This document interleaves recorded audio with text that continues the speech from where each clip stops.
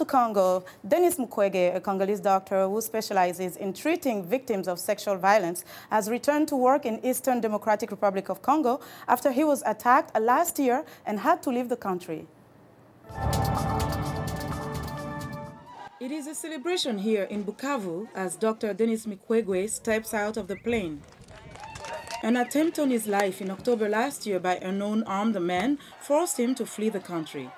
Following an intense campaign by victims of sexual violence and activists advocating for his return, the doctor decided to come back to Bukavu. My decision to come back to Bukavu was motivated by the fact that I was determined to pursue the fight against sexual violence, which was taking place in Eastern Congo. The second reason was the determination of the Congolese women, whether it's women in the diaspora or women of Congo. Their demand and their calls were too strong for me to resist.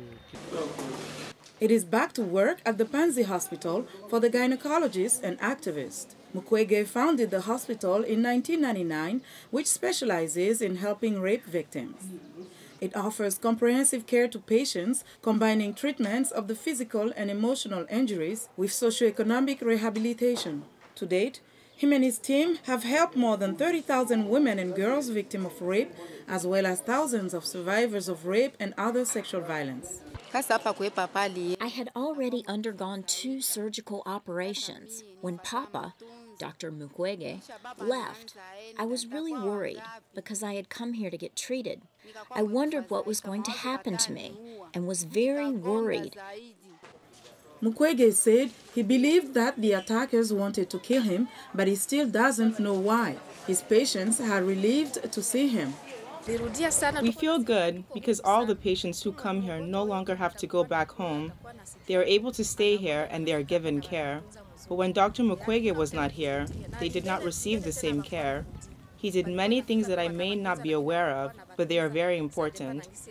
The Democratic Republic of Congo has experienced war and chaos for decades. Violence is frequent in both North and South Kivu provinces. Rebels often use rape as a weapon to intimidate and drive communities from their lands. Rights groups say thousands of women and girls have been raped by both government and rebels forces. For the Panzi staff who remains on the ground, it was important for them to continue the work during Dr. Mukwege's absence.